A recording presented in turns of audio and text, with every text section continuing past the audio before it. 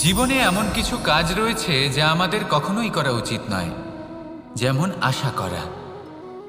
যদি আপনি আশা করেন আর আপনার আশা পূর্ণ না হয়, আপনি খুবই কষ্ট পাবেন। এবার আপনি যদি প্রতীক্ষা করেন, করতেই থাকেন, আর সেই ব্যক্তি যদি না আসে, তাহলেও খুব কষ্ট পাবেন। আর হলো তুলনা। আপনি যদি তুলনা করতে যান, তাহলে এটাই ভাববেন যে হয় আমি বা অন্য কোনো ব্যক্তি, এই দুজনের মধ্যে কোনো এক ব্যক্তি নিকৃষ্ট। আর এই ভাবনাটাই হলো অনুচিত।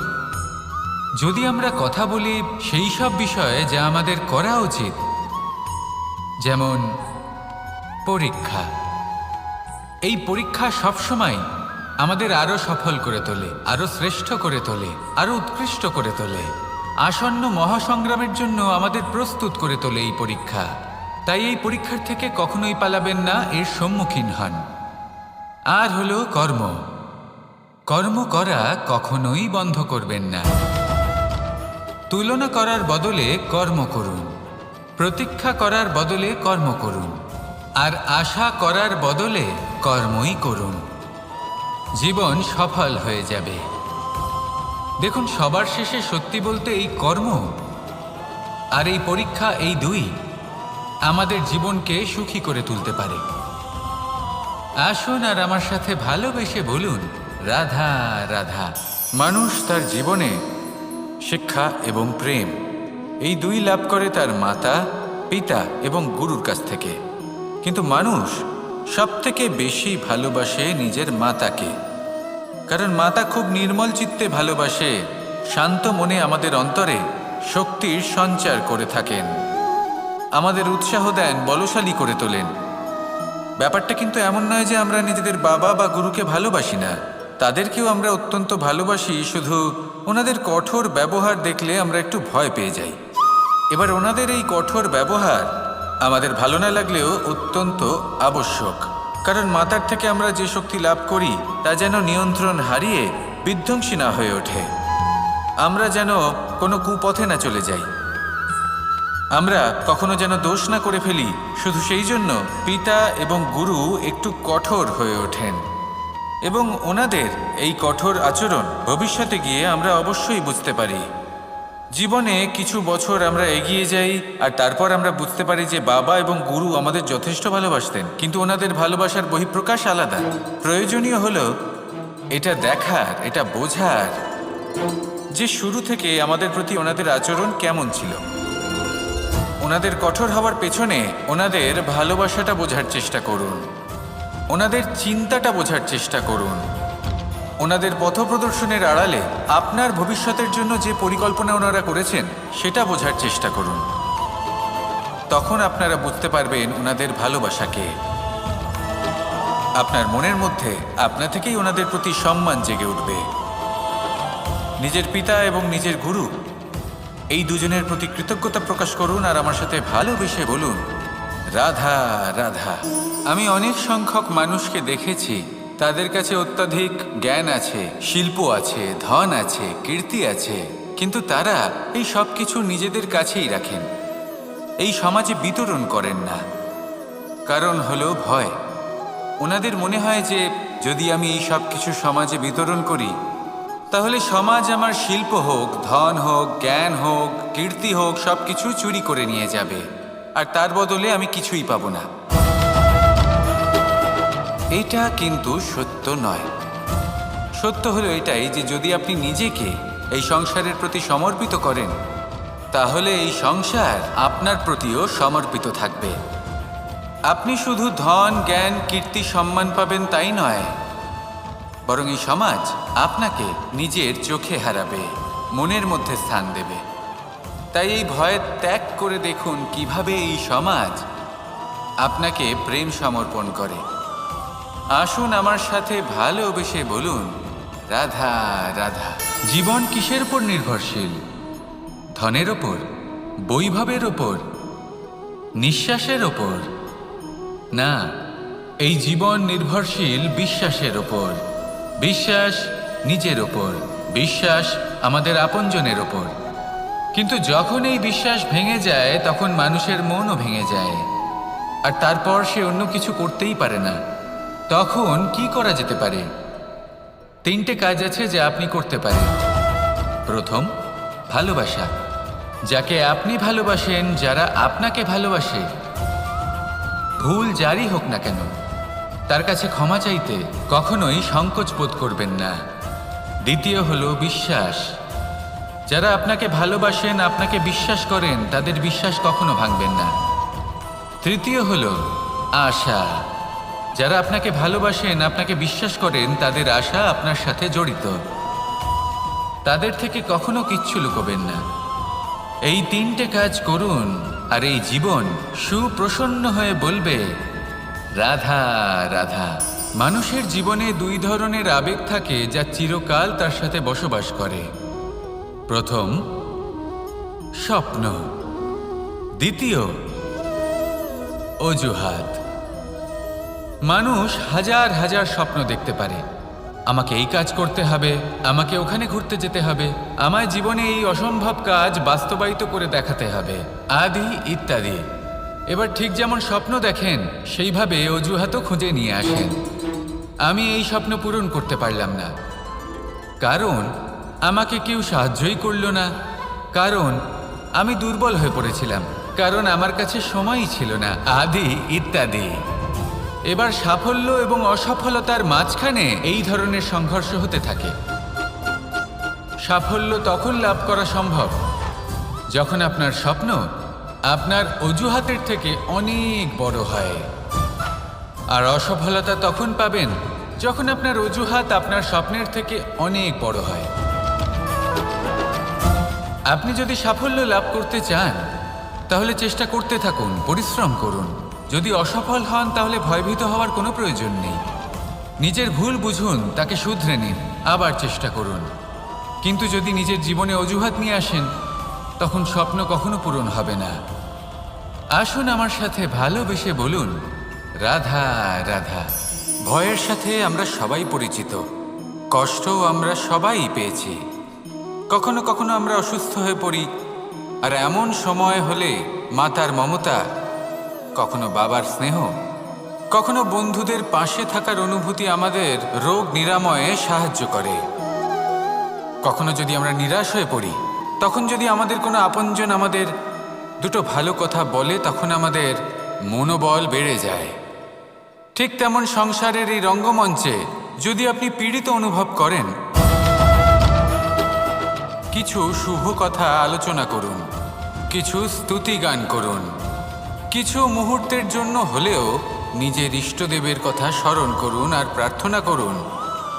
সাহস বাড়বে, শক্তিও বৃদ্ধি পাবে এবং সামনে এগিয়ে চলার পথও দেখতে পাবেন। তখন এই মন প্রসন্ন হয়ে বলবে, রাধা রাধা। কখনো কখনো অন্ধকারের সাথে লড়াই করার জন্য আমরা প্রদীপ জ্বালাই। এতে প্রথমে সলতে রাখি, তারপর তেল ঢালি, তারপর আগুন জেলে এটা প্রজ্বলিত করি। তারপর একটা সময় আসে যখন এই প্রদীপ নিভে যায়। কারণটা কি? কারণ কি এটা যে প্রদীপের প্রকাশমান হওয়ার ক্ষমতা সমাপ্ত হয়েছে? না, এই যে আগুন আমরা দেখতে পাচ্ছি, এই আগুনের জন্য যে শক্তির প্রয়োজন হয় তা আসে এই তেল থেকে। যদি এই তেল সমাপ্ত হয়ে যায়, তাহলে এই প্রকাশ তাও সমাপ্ত হয়ে যায়। আর আমাদের জীবনে এই তেল হলো আমাদের কর্ম, আর এই আগুন আর এর দ্বারা উৎপন্ন হওয়া প্রকাশ আমাদের ভাগ্য। যত আমাদের কর্ম ক্ষীণ হতে থাকবে, আমাদের ভাগ্য সৌভাগ্য কোথাও না কোথাও লুপ্ত হয়ে যাবে। যে উজ্জ্বল ভবিষ্যৎ আমরা চাইছি তা কখনো লাভ করতে পারবো না যদি কর্ম না করি। ঠিক যেমন তেল ছাড়া অগ্নি উৎপন্ন হয় না, তেমনি কর্ম ছাড়া সৌভাগ্য হয় না। আর যেমন কর্ম তেমন ভাগ্য। তাই সবসময় কর্ম করতে থাকুন, কর্ম করা থামাবেন না। আর আমার সাথে ভালোবেসে বলুন, রাধা রাধা। জীবনে তিনটি বিষয় আছে, তিনটি বস্তু আছে, তারা যেন আপনাকে কখনো বশে না করে নিতে পারে। প্রথম হলো ধন। ধন যতক্ষণ আপনি ব্যবহার করতে থাকেন, যতক্ষণ তা আপনার কাজে আসছে, ততক্ষণ ঠিক আছে, এই ধন আপনার কাছে অমৃত। কিন্তু যখন এই ধন আপনাকে ব্যবহার করতে শুরু করে, বুঝে যাবেন যে আপনার পতনের সময় শুরু হয়েছে। দ্বিতীয় বিষয়, ফেলে আসা অতীত। যাই করুন, আপনি অতীত পাল্টাতে পারবেন না, আর এই সত্যিটা আপনিও জানেন। কিন্তু তাও এর বশবর্তী আমরা হয়ে পড়ি, আর যখন তাই হয় তখন এই সংসারে আমরা যেখানেই যাই না কেন, যত বড়ই সুখ লাভ করি না কেন, সেই সব আমাদের কাছে তিক্ত বলে মনে হয়। তৃতীয় বিষয়, আপনার আশেপাশের মানুষ ভিন্ন ভিন্ন ধরনের মানুষ হয়, যাদের চিন্তা ভাবনা এবং দৃষ্টিভঙ্গি ভিন্ন ভিন্ন প্রকারের। যদি এদের বশবর্তী আপনি হয়ে পড়েন, তাহলে কেউ বলবে এটা করো, এটা ভালো, কেউ বলবে এটা করো না, ওটা করো, ওটা ভালো কাজ, কেউ বলবে এই দুটোই করো না, অন্য কিছু করো। এই কথাগুলিতে আপনি এতটাই জড়িয়ে পড়বেন যে আপনি লক্ষ্যভ্রষ্ট হয়ে পড়বেন। তাই এই 3 বিষয় থেকে সাবধানে থাকবেন। যদি কোনো কিছু বশ করতে হয়, তাহলে আপনাকে বশ করতে হবে আপনার আজকে, নিজের বর্তমানকে। এটা খুব প্রয়োজনীয়। এটা ভাববেন যে এই সময়ের সদ্ব্যবহার আমি কিভাবে করব, সময়কে শাসন কিভাবে করব, ওই কর্ম কিভাবে করব যাতে ভবিষ্যতে কখনো আমার আফসোস না হয়, বরং এই সংসার আমাকে নিয়ে গর্ব করবে, সেই কর্ম করুন। আর যখন আপনি এটা শিখে নেবেন, তখন আপনি নিজেই নিজেকে প্রকৃত অর্থে ভাগ্যশালী করে তুলবেন। আসুন আমার সাথে ভালোবেসে বলুন, রাধা রাধা। অনেক সময় আমরা কারোর নীরবতাকে তার দুর্বলতা ভেবে বসি। হতেই পারে সেই ব্যক্তি উত্তর দিতে চাইছেন না, হতে পারে অন্য কোনো কারণ আছে যা আমরা বুঝতেই পারছি না। সেই জন্য তাকে দুর্বল ভেবে নেওয়া অনুচিত। দেখতে গেলে এই বিশাল সমুদ্র এও কিন্তু নীরব, শান্ত হয়। কিন্তু যখন সে রুদ্র মূর্তি ধারণ করে, তখন কি হয়? সমগ্র সংসারকে বিনাশের পথে নিয়ে যায় এই সমুদ্র, প্রলয় সৃষ্টি করে। সেই জন্য কারোর সহ্য শক্তিকে দুর্বলতা বলে মনে করবেন না, কারণ যদি এই নীরবতা নিজেকে ভেঙে বেরিয়ে আসে, তাহলে তা বিনাশের সমস্ত সীমা পার করে যেতে পারে। তাই এই নীরবতাকে সবসময় বুঝুন, সবসময় একে সম্মান করতে শিখুন, আর আমার সাথে ভালোবেসে বলুন, রাধা রাধা। কখনো কোনো জাতক পাথরকে দেখেছেন? কথায় আছে যে বছরে মাত্র একবার সে তার তৃষ্ণা মিটিয়ে থাকে, আর তাও আকাশে ভেসে থাকা মেঘের দ্বারা ঘটানো বৃষ্টির জলের ফোঁটা থেকে। আর কোথাও থেকে সে তার তৃষ্ণা পূরণ করে না। সারা বছর সে নিদারুণ গরম সহ্য করে, তীব্র শীতও সহ্য করে, শুধু এই আশা নিয়ে যে বছরে একবার অন্তত সেই মেঘের ঘন ঘটা হবে, বৃষ্টি হবে, আর সে তার তৃষ্ণা নিবারণ করবে। এটা আসলে কি? এটা আসলে বিশ্বাস। সেই বিশ্বাস যে বছরে একবার সেই মেঘ আসবে তৃষ্ণা নিবারণ করতে। যেমন দেখুন, একটা সূর্যমুখী ফুল সারা রাত অন্ধকারের সাথে যুদ্ধ করে, কারণ তার বিশ্বাস যে ভোরবেলায় সূর্য তাকে অবশ্যই দর্শন দেবেন। সেটাও বিশ্বাস ছিল যার উপর ভরসা করে মনু একটা নৌকা নিয়ে বেরিয়ে পড়েছিলেন এবং সমস্ত সৃষ্টিকে প্রলয়ের হাত থেকে বাঁচিয়েছিলেন। সেটাও ছিল ভালোবাসার প্রতি বিশ্বাস, যার উপর ভরসা করে বানর এবং ভাল্লুক সেনা নিয়ে শ্রীরাম আক্রমণ করেছিলেন সমস্ত বরদানপ্রাপ্ত অসুরগণ এবং রাক্ষসগণের লঙ্কায়, এবং জয় লাভ করেছিলেন। এই বিশ্বাসই হলো এই বিশ্বের আশা। বিশ্বাস রাখুন যে আপনি হলেন সর্বশ্রেষ্ঠ এবং শুধুই নিজের কর্ম করতে থাকুন। এই বিশ্বাসের আশাই আপনাকে প্রতি মুহূর্তে বল প্রদান করবে। এ হলো আমার বিশ্বাস। আসুন আর আমার সাথে ভালোবেসে বলুন, রাধা রাধা। যোগাসন। যোগাসনে আসন অত্যন্ত গুরুত্বপূর্ণ। এবার আমি বলবো সবথেকে শ্রেষ্ঠ আসন কোনটি। আশ্বাস। নিজেকে আশ্বস্ত করতে থাকুন যে আমি আছি, সব ঠিক হবে, যা হচ্ছে ভালোর জন্য হচ্ছে। এই আশ্বাস আপনাকে জীবনে এমন ধনাত্মক বিশ্বাস দেবে যে আপনি বড় বড় সমস্যার সমাধান করতে পারবেন। এবার যদি কথা বলি সব থেকে কঠিন সময়ের, তাহলে সেটা হলো বিচ্ছেদের। যা মা সীতাকে সহ্য করতে হয়েছে, শ্রীরামের জন্য রাধা কৃষ্ণকেও সহ্য করতে হয়েছে। যে ব্যক্তি বিচ্ছেদের সময় সঠিক পথে চলে এসেছে, সে জীবনে অনেক শ্রেষ্ঠ স্থানে অবশ্যই পৌঁছতে পারবে। এবার যদি কথা বলি সবথেকে জরুরি এবং গুরুত্বপূর্ণ সময়, তাহলে সেটা হলো সংযোগ। সকলকে সাহায্য করতে থাকুন। আপনি অন্যদের সাহায্য করে তাদের যত আনন্দ দিতে পারবেন, ততটাই আনন্দ আপনারও জীবনে অবশ্যই আসবে। আসুন আর আমার সাথে ভালোবেসে বলুন, রাধা রাধা। সংসারে সকলে উঁচুতে উঠতে চায়, কেউ নত হতে চায় না। সবাই এটা মনে করে যে নত হওয়ার অর্থ হলো তাদের আত্মসম্মান এবং অহংবোধের বিরুদ্ধাচরণ করা। তাদের মনে হয় যে যদি আমরা নত হই, সংসার আমাদের দুর্বল মনে করবে, তাদের শৌর্য এবং তাদের ব্যক্তিত্বের অপমান হবে। কিন্তু এটা কি সত্যি? প্রত্যেকবার নত হওয়ার অর্থ কি সম্মানহানি হওয়া? কখনোই নয়। আপনি নিজের জীবনকেই দেখে নিন। আপনার কোনো অমূল্য জিনিস যদি নিচে পড়ে যায়, তাহলে তাকে কিভাবে তোলেন? সেই বস্তুকে তোলার জন্য আপনাকে নত হতেই হবে। আপনি বড়দের আশীর্বাদ কিভাবে লাভ করেন? আপনি নত হয়ে তবেই তাদের আশীর্বাদ লাভ করতে পারেন, তাই না? ভেবে দেখুন, আপনি একটা পথে হাঁটছেন। আপনি দেখতে চাইছেন যে আপনি সঠিক পথে হাঁটছেন কিনা, পায়ের নিচে কাঁটা পড়ে আছে কিনা। কিভাবে দেখবেন? আপনাকে সেই মাথা নত করেই দেখতে হবে। এর অর্থ কি? অর্থ খুব সহজ। প্রত্যেকবার নত হওয়া অনুচিত নয়, সেটা কোনোভাবেই সম্মানহানি নয়। পরিস্থিতি অনুসারে এবং যেখানে প্রয়োজন, আপনি নত হতে শিখে গেলে আপনি অনেক কিছুই লাভ করতে পারবেন। জ্ঞান, মান, গুণ, বিশ্বাস। সেই জন্য প্রয়োজন এবং পরিস্থিতি অনুসারে নত হতে শিখুন। এতে অনুচিত কিছুই নেই।